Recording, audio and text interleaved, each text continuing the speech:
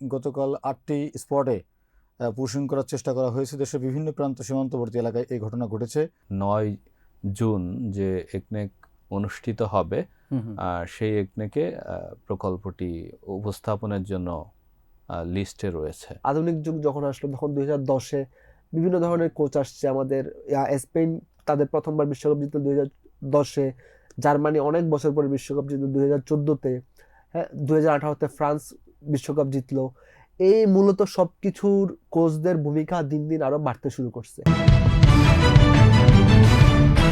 দর্শক, Times today's হেডলাইন্সে আপনাদের স্বাগত।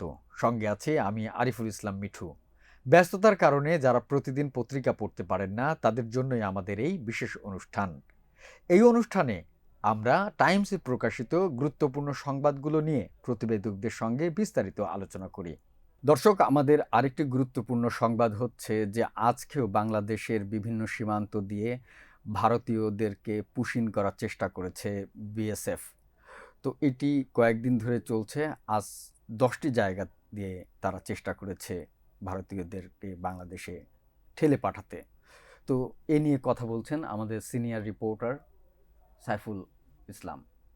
সাইফুল, কি মানে এটা আসলে আজকে কি ধরনের ডেভেলপমেন্ট? আপনি জানেন যে পশ্চিমবঙ্গে বিশেষ করে বিজেপি সরকার ক্ষমতা আসার পরে এর প্রবণতাটা অনেক বেড়েছে। আগে এই ধরনের ঘটনা খুব ছিল না বললেও চলে। পুশিং করার চেষ্টা করা হচ্ছে প্রতিদিন বাংলাদেশের সীমান্তবর্তী কোনো না কোনো এলাকায়। তারই ধারাবাহিকতায় গতকাল 8টি স্পটে পুশিং করার চেষ্টা করা হয়েছে। দেশের বিভিন্ন প্রান্ত সীমান্তবর্তী এলাকায় এই ঘটনা ঘটেছে। বিশেষ করে বেশ কিছু জায়গায় যে ঘটনা ঘটেছে, দীর্ঘক্ষণ ধরে পুশিং করার চেষ্টা চালিয়েছে বিএসএফ, সেটি বাংলাদেশের বিজিবি এবং স্থানীয় গ্রামবাসীও কড়া পাহারা দিয়েছেন যেন একজন মানুষও সেখানে পুশিং করাতে ভারত না পারে। একদিকে যেমন প্রশাসনের কড়া তৎপরতা, বিশেষ করে বিজিবির কড়া তৎপরতা, অপরদিকে গ্রামবাসীর যে পাহারা, সূক্ষ্ম পাহারা, যে কারণে একজন মানুষকে তারা প্রবেশ করতে পারেনি। ঘন্টার পর ঘন্টা অনেক সময় নোম্যান্সল্যান্ডে দাঁড় করে রেখে একটা পর্যায়ে বিএসএফ তাদেরকে নিয়ে যেতে বাধ্য হয়েছে, এরকম ঘটনাও আছে। বিশেষ করে বিজেপি সরকার গঠন করার পরে পশ্চিমবঙ্গে এই ঘটনা যে ঘটবে এটা আগে থেকেই আশঙ্কা করা হচ্ছিল। কারণ তাদের যে নেতা, বিশেষ করে মুখ্যমন্ত্রী যিনি এখন হয়েছেন সেখানকার শুভেন্দু, তিনি বারবারই বলার চেষ্টা করেছেন যে একজন অবৈধ বিদেশি তারা বিশেষ করে বাংলাদেশিদের রাখবেন না। সেই প্রক্রিয়া থেকেই এই ধরনের তৎপরতা। গতকাল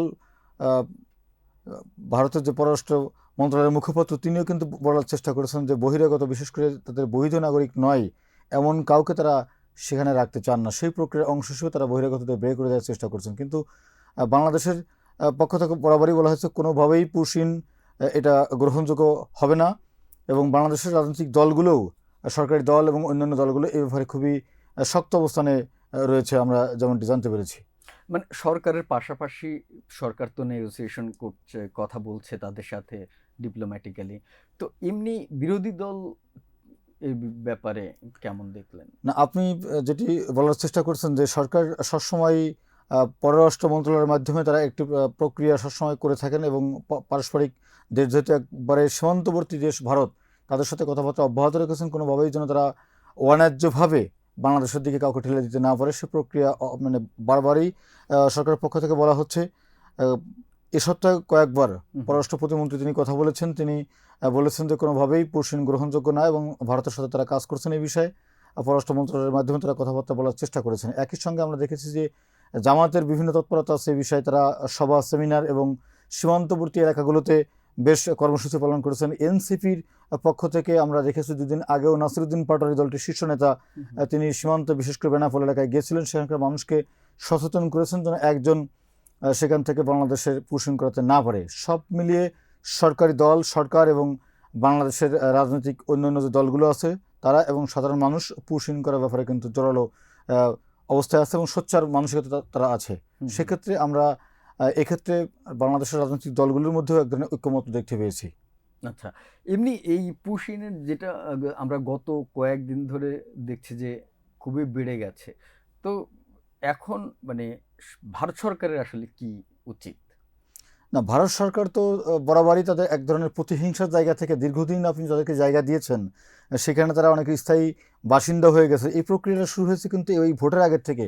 বিশেষ করে আপনি যারা বাংলাদেশে যাদেরকে অবৈধ বলার চেষ্টা করছেন তারা এর আগেও ভোটার ছিল, কিন্তু হঠাৎ করে তাদের ভোটার তালিকা থেকে বাদ দেওয়া, সেকে বাংলাদেশিদেরকে মানে বিশেষ করে বের করে দেওয়ার প্রবণতা, সেই জায়গা থেকে তারা যেটা করার চেষ্টা করছে, অবশ্যই যদি তাদের কোনো বক্তব্য থাকে সে বিষয়ে অবশ্যই বাংলাদেশের পররাষ্ট্র মন্ত্রণালয়ের মাধ্যমে কথা বলে তাদেরকে সমাধান করতে হবে। আপনি ঠেলে দিবেন মানুষকে, বাংলাদেশ সেটা গ্রহণ করবে, এটা কোনোভাবে কাম্য হতে পারে না। আবার এটা তো আন্তর্জাতিক আইনের অবশ্যই সীমান্তবর্তী এলাকা নিয়ে আন্তর্জাতিক আইন আছে, মানবাধিকার লঙ্ঘনের বিষয় আছে, সব মিলিয়ে এটা দেশি এবং বিদেশি যে পর্যবেক্ষক তারাও বিষয়টি পর্যবেক্ষণ করছেন। আমরা চাই প্রকৃতপক্ষে আন্তর্জাতিক আইন এবং বাংলাদেশের সাথে ভারতের যে পারস্পরিক সহৃদয় সম্পর্ক আছে সেই জায়গা থেকে সচেষ্ট থেকেই সুন্দর সমাধান হবে। তবে সাইফুল, আমরা কিন্তু একটা জিনিস এখনো লক্ষ্য করিনি, আপনি কি করেছেন কিনা, যে অ্যামনেস্টি ইন্টারন্যাশনাল অথবা ধরেন অন্যান্য যেসব মানবাধিকার সংগঠন আছে তারা এই ব্যাপারে এখনো পর্যন্ত নির্বিকার। আমরা দেখিনি যে এখনো পর্যন্ত কাউকে বিবৃতি দিতে। বাংলাদেশ থেকে যদি একজনকে ভারতে এই ধরনের কোনো কর্মকাণ্ড করার চেষ্টা করা হতো, সেক্ষেত্রে আমরা খুব দরদ উতলে পুলটে দেখতাম আর কি এই ধরনের সংগঠনগুলোর। আমরা এই তাদের যে এই নিশ্চুপ বা নীরবতা, এটা আমরা আসলে লক্ষ্য করছি, এটা আসলে কাম্য নয়। দর্শক, আমাদের আরেকটি গুরুত্বপূর্ণ সংবাদ হচ্ছে যে বাংলাদেশে ইনভেস্টমেন্ট বাড়াতে চীনের জন্য আলাদা একটা ইকোনমিক জোন তৈরির সিদ্ধান্ত নিয়েছে সরকার। তো এ বিষয়ে প্রতিবেদন করেছেন আমাদের প্রতিবেদক মোহাম্মদ আলামিন।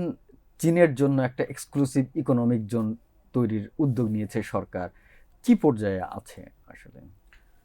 ধন্যবাদ আপনাকে। প্রকল্পটি আসলে 2016 সালে যখন চীনের প্রধানমন্ত্রী বাংলাদেশে আসেন, তখন আসলে এটার ভিত্তিপ্রস্তর স্থাপন করা হয়।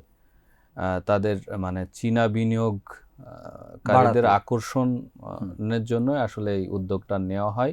কিন্তু নানান কারণে আসলে প্রকল্পটি মানে এই অর্থনৈতিক অঞ্চলটি আসলে এগোয়নি কাজ।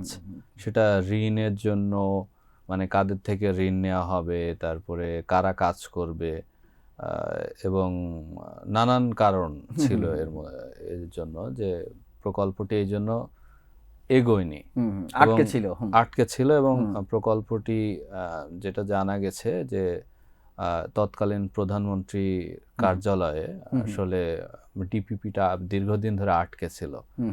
তো এই জন্য আসলে প্রকল্পটি এগোয়নি। তাছাড়া অন্তর্বর্তীকালীন সরকার যখন আসলো আর কি, তখন আবার প্রকল্পটি নিয়ে তোড়জোড় শুরু হয়। ডক্টর মোহাম্মদ ইউনূস যখন চীনে সফরে গেছিলেন, তার আগে প্রকল্পটির ডিপিপি অনুমোদন হয়।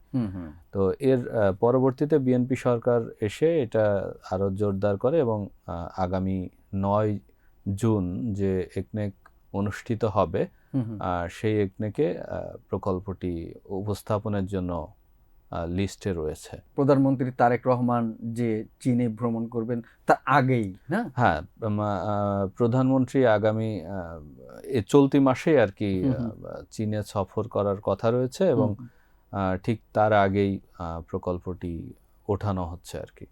একনকে অনুমোদন দেয়া হবে এমনটা। এমনি কি কি থাকছে বা কি ধরনের? আসলে অর্থনৈতিক অঞ্চল ও শিল্পাঞ্চল জোন, যেটা এখানে আসলে বিভিন্ন শিল্প কলকারখানা গড়ে উঠবে এবং সেখানে মূলত চাইনিজ বিনিয়োগকারীরা মানে গার্মেন্টস, অ্যাক্সেসরিজ সহ নানান ধরনের মানে শিল্প তৈরি করবে। জেট থাকবে এবং প্রকল্পটি এমন একটি জায়গায় হচ্ছে, বঙ্গবন্ধু যে টানেল মানে আমরা নির্মাণ করলাম তার ঠিক 2 কিলোমিটারের মধ্যেই কর্ণফুলী টানেল, যেটা এখন নাম, এবং কর্ণফুলীর নদী থেকেও খুব কাছে। তো এই খুবই গুরুত্বপূর্ণ একটা এলাকায় শিল্পাঞ্চলটি, অর্থনৈতিক ও শিল্পাঞ্চলটি তৈরি করা হবে। কত একর মনে আছে? 700 একরের বেশি আর কি, 750 একরের। কিন্তু বিশাল জায়গাতে। হ্যাঁ, এখানে কি শুধু চীনা বিনিয়োগকারীরা বিনিয়োগ করবে নাকি? মানে আসলে তাদের জন্যই আসলে তৈরি, এখানে সিদ্ধান্ত নেবে সরকার, যেহেতু তাদের জন্য স্পেশাল, তারাই কাজ করবে। এটা এখন কোন পর্যায়ে আছে? এটা তো একনেকে উঠবে, একনেকে যদি অনুমোদন হয়ে যায় তাহলে কাজ শুরু হয়ে যাবে। সরকার যদি মনে করে এটা অনুমোদন দিতে হবে। কতদিন এই প্রকল্পের মেয়াদ? কতদিনের মধ্যে? এটা হচ্ছে 2029 সালের মধ্যে আসলে শেষ করার মানে পরিকল্পনা। কত টাকার প্রকল্প এটা? মোট প্রকল্পে ব্যয় হবে 4,000 কোটি টাকার বেশি। এর মধ্যে চীনা ঋণ হচ্ছে 2100 কোটি টাকার বেশি। বিশ্বকাপ ফুটবলে কোচদের ভূমিকা একসময় ছিল একরকম, এখন অন্যরকম।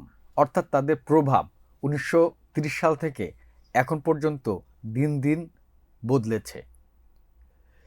এগুলো নিয়ে কথা বলবেন আমাদের প্রতিবেদক নাহিয়ান আহমেদ।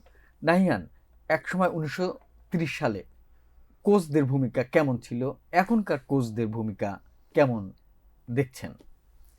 আসলে ফুটবল বিশ্বকাপ প্রথম অনুষ্ঠিত হয় 1930 সালে।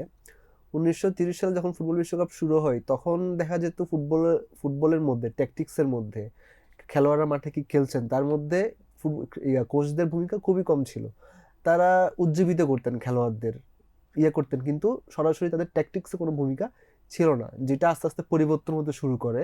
আমরা যত আগাই, ফুটবল যত আগাই, মানুষ আরো বুঝতে শুরু করে, তখন আরো ফরমেশন সাজাতে শুরু করে, ট্যাকটিক্স সাজাতে শুরু করে। এভাবে 1950-এর পরে, যখন দ্বিতীয় বিশ্বযুদ্ধের পরপরই যখন বিশ্বকাপ ফুটবল অনুষ্ঠিত হয়, আবার 50-এ ব্রাজিলে যখন মারাকানায় যে ব্রাজিল উরুগুয়ের যে ফুটবল ম্যাচ অনুষ্ঠিত হয়, যেটাকে মারাকানা ট্র্যাজেডি বলা হয়, ওই মারাকানা ট্র্যাজেডিতে কিন্তু উরুগুয়ে ব্রাজিলকে হারায় দেয়।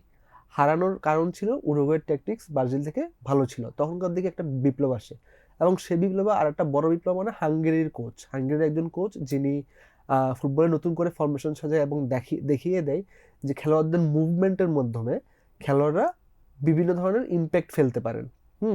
এই যে কোচদের যে আস্তে আস্তে যে প্রাধান্যটা বেড়ে যাওয়া ফুটবলের মধ্যে, হ্যাঁ, যেটা আমরা ক্রিকেটে এখনো কিন্তু বর্তমানে দেখি নাই। ক্রিকেটে কিন্তু এই প্রভাবটা এখন আসেনি, কিন্তু ফুটবল এটা সে 50-এর দশক থেকে আসা শুরু করছে। এবং যখন 1960-এর দশকে নেদারল্যান্ডস টোটাল ফুটবল আনে, নেদারল্যান্ডস টোটাল ফুটবলের যাকে জনক বলা হয়, যে রিনাস মিশেলস, তিনি কিন্তু টোটাল ফুটবল আনেন। টোটাল ফুটবল জিনিসটা এমন যে খেলোয়াড়দের মুভমেন্ট, আমরা যেটাকে ডিফেন্ডার বলি, ডিফেন্ডার কিন্তু অ্যাটাকার। হ্যাঁ, ডিফেন্ডার হচ্ছে ফার্স্ট অ্যাটাকার, এবং অ্যাটাকার যে সে হচ্ছে ফার্স্ট ডিফেন্ডার। মানে তিনি একটা নিয়ে আসেন ফুটবলের মধ্যে, একটা বিপ্লব নিয়ে আসেন, যেটা কোচদের মধ্যে আস্তে আস্তে আরো জনপ্রিয় হতে শুরু করে। যখন আমরা 60 থেকে 70-এর দশকে যাই, তখন ফুটবল আর একটু অ্যানালাইসিস ভিত্তিক হওয়া শুরু করে। 90-এর দশকে যখন যাই, তখন ইতালি দেখিয়ে দেয় যে তারা ডিফেন্স শক্ত রেখে কিভাবে বিশ্বকাপ যেতে যায়, বিশ্বকাপের মতো ট্রফি জেতা যায়। তারপর আসলো 2000 আরো ট্যাকটিক্সের পরিবর্তন আসলো, ব্রাজিলের সাম্বা ফুটবল আসলো। তারপরে ইয়ার সাথে, স্কিলের সাথে মানুষের যে আরো কি বলে এটা, কোচদের যে একটা ভূমিকা থাকে সবসময় ফরমেশন সাজাতে, সাজাতে, আস্তে আস্তে ওই পরিবর্তন আসা শুরু করলো। এবং এর মধ্যে আসলো আমাদের আধুনিক যুগ যখন আসলো, তখন 2010-এ বিভিন্ন ধরনের কোচ আসছে। আমাদের স্পেন তাদের প্রথমবার বিশ্বকাপ জিতলো 2010-এ, জার্মানি অনেক বছর পরে বিশ্বকাপ জিতলো 2014-তে, হ্যাঁ, 2018-তে ফ্রান্স বিশ্বকাপ জিতলো। এই মূলত সবকিছুর কোচদের ভূমিকা দিন দিন আরো বাড়তে শুরু করছে। বর্তমানে যখন আমরা মানে স্ট্র্যাটেজিক হয়েছে, বিভিন্ন ধরনের ফরমেশন আসছে।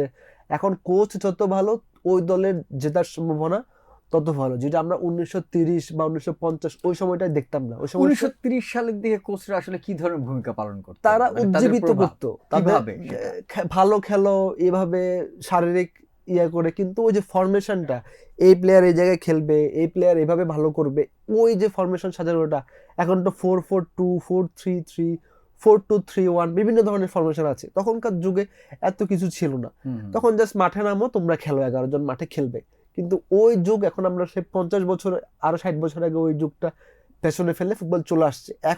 এখন তো আরো বেশি ফুটবলারদের প্রত্যেকটা মুভমেন্ট, প্রত্যেকটা হাঁটা চলা, কিভাবে তারা খায়, ডায়েট, সবকিছু করে আপনার গবেষণা করে তারপরে তার নির্ধারণ করা হয়। সায়েন্টিফিক হয়ে গেছে, এআই আসছে।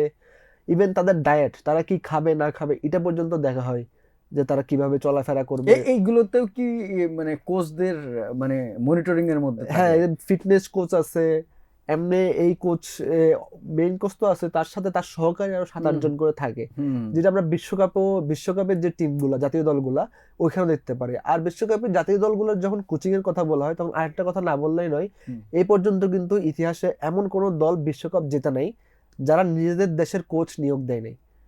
ওই দেশ যেমন ইতালি বিশ্বকাপ জিতছে, ইতালির কোচ ছিল ইতালির কেউ, আর্জেন্টিনা বিশ্বকাপ জিতেছে, আর্জেন্টিনার কোচ ছিল আর্জেন্টিনার কেউ। তো এটা একটা জিনিস করে আমাদেরকে দেখায় যে একজন মানুষ, একজন কোচ তখনই ভালো করবে যখন সে নিজের দেশকে কি করবে, লিড করবে কোচ হিসাবে। হ্যাঁ, অন্য দেশের কোচ এসে যদি বিশ্বকাপ জিতে এটা হবে প্রথম। যেমন এবার আনচেলত্তি হচ্ছে ব্রাজিলের কোচ। আনচেলত্তি কিন্তু ব্রাজিলিয়ান না, সে ইতালিয়ান। ইতালির একজন নাগরিক, ইতালির একজন সাবেক ফুটবলার, একজন কোচ যদি ব্রাজিলের হয়ে ব্রাজিলকে বিশ্বকাপ জিতাতে পারে তাহলে কিন্তু এটা ইতিহাস সৃষ্টি হবে। তো বিশ্বকাপে যেমন বলছি, বড় বড় দলগুলো সবসময় বিশ্বকাপে যায় নিজের দেশের কোনো কোচকে দিয়ে কি করতে, আপনার কোচিং করাতে। হ্যাঁ, কিন্তু এবার ব্রাজিল একটা বড় ধরনের পদক্ষেপ নিয়েছে, তারা বারবার ফেল করছিল তাদের নিজের দেশের কোচদের দিয়ে, তো তারা আনচেলত্তিকে এনেছে বিশ্বকাপের কয়েক মাস আগে। তো এবার তাদের প্রথম এক্সপেরিমেন্ট হবে। এটাই হচ্ছে মূলত আপনার বিশ্বকাপে কোচদের যে পরিবর্তনটা, ওটা একটা পরিবর্তনের ধারা।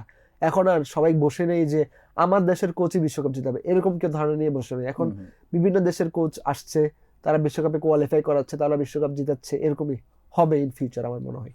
ধন্যবাদ নাহিয়ান আহমেদ আপনাকে। Thank you.